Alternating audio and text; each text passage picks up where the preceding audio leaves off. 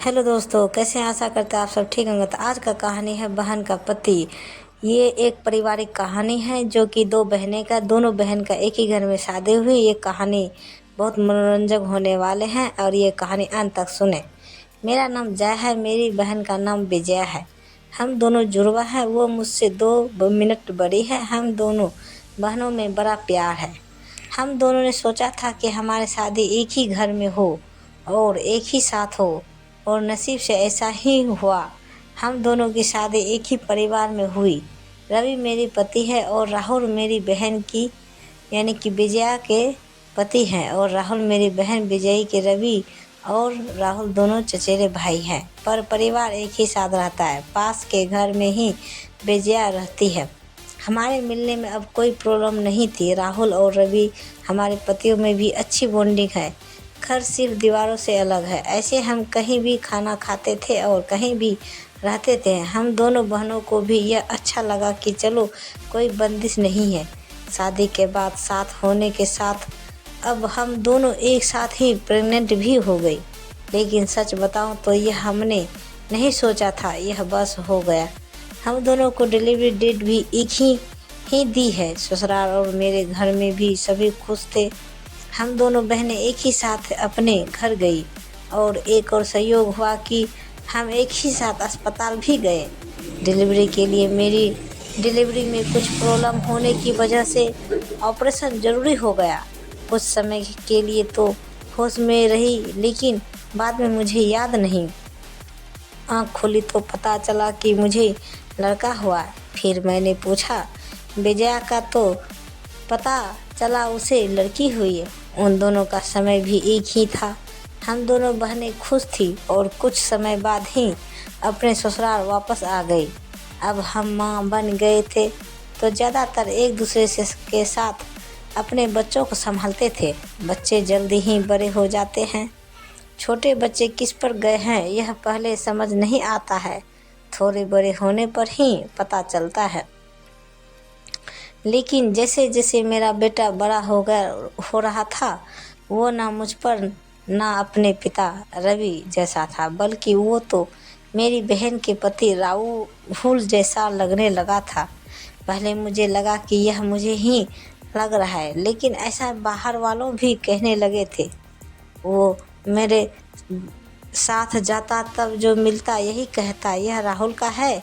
फिर मना करते, नहीं यह मेरा और रवि का है। विजया की लड़की बिल्कुल विजया की तरह ही दिखती थी, लेकिन मेरा बच्चा उसके पति जैसा क्यों लगने लगा, यह बात मुझे समझ नहीं आई। मेरे पति को एक बार मैंने ऐसे ही उनसे मजाक में कहा कि यह तो राहुल जैसा लगने लगा है।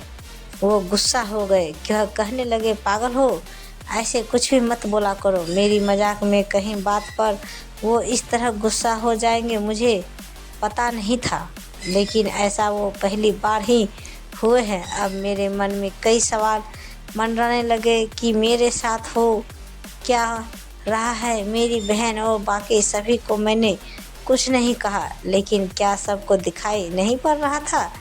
लेकिन कोई भी इस बारे में जिक्र भी नहीं करता था। कुछ महीने ऐसे ही और चला गया, लेकिन मेरे दिमाग में यह सब चलता ही रहा। फिर मैंने सोचा कि मैं अपनी बहन से बात करूं। मैंने उससे डायरेक्ट नहीं पूछा, क्योंकि हो सकता है वो गलत तरीके ले ले, और मैं नहीं चाहती थी कि मेरी वजह से उसके और राहुल में कुछ तनाव पैदा हो।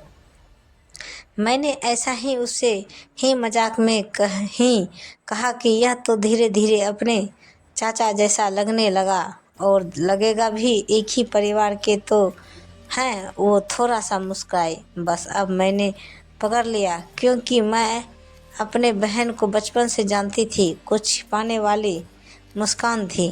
वो जल्दी से कुछ बहाना करके वहाँ से चली गई। इस घर में ऐसी कोई बात है जो मुझसे छिपाई जा रही है।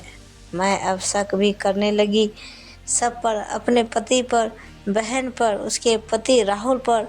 मैं कुछ बहाना करके बिना बताए अपने घर मायके गई। विजया को नहीं बताया। मेरी माँ से जाकर मैंने कहा कि मुझे पता नहीं क्या हो रहा है, मैं पागल हो गई हूँ। कुछ भी उल्टा सीधा सोच रही हूँ थोड़े दिन यहाँ रहती हूँ, शायद दिमाग शांत हो जाए। मैं थोड़े दिन वहाँ रुकना चाहती थी, लेकिन 2 दिन में ही वापस आ गई जवाब के साथ। इस दौरान भी मेरी बहन का फ़ोन आता है रहा। माँ के पास शायद कहाँ रही होगी कि जया को कुछ पता मत देना, लेकिन मेरी माँ ने मुझे बता दिया। उन्होंने कहा कि शायद अब समय आ गया है कि तू जान ले, नहीं तो तू कुछ उल्टा सीधा सोचने लगेगी। मैं अपने ससुराल गई। मेरे पति जाते ही बोले कि यह क्या हो तरीका है, ऐसे भी कोई बिना बताए जाता है। मैंने उनसे कहा चलो। उन्हें मैं विजया के यहाँ ले गई।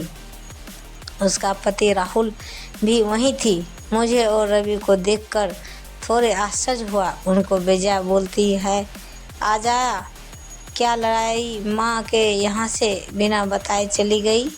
मैंने बोला, तूने भी छिपाया कि तेरे घर में जुड़वा बच्चे थे? वो सुनकर मेरी ओर देखने लगी। मैंने जाकर उससे गले लगा लिया। यह मेरी बहन है जिसने अपना एक बच्चा मेरे गोद में दे दिया। वो बोली कि मैंने सभी को मना किया था क्योंकि मैं तुझे सरप्राइज़ देना चाहती थी, लेकिन तेरे समय में कुछ कॉम्प्लेक्शन की वजह से तेरा बच्चा बचा नहीं, और मैं नहीं चाहती थी कि मेरी बहन आँख खोले तो उसे यह सुनना पड़े। उसकी गोद सुनी हो, और वैसे भी यह मेरे पास रहे या तेरे पास, क्या फ़र्क पड़ता है? मेरी बहन तो को गले लगकर मैं बहुत रोई। उसकी जगह मैं होती तो शायद नहीं कर पाती, लेकिन उसका दिल तो बहुत बड़ा निकला। साथ ही उसके पति राहुल का मेरे पति भी मुझसे खुश देखना चाहते थे, इसलिए वो भी चुप रहे। ऐसा परिवार और ऐसा बहन मिल जाए तो और क्या चाहिए। उसके किए एहसान को मैंने अपने पास ही रखा। उसे बहुत प्यार देने की कोशिश करती हूँ। यह कहानी आप सबको कैसी लगी, कृपया हमें कमेंट बॉक्स में ज़रूर बताइए। और पूरी कहानी सुनने के लिए धन्यवाद, और इसी तरह हमें प्यार और सपोर्ट दीजिए। तो प्रेम से बोलिए जय माता दी, हर हर महादेव।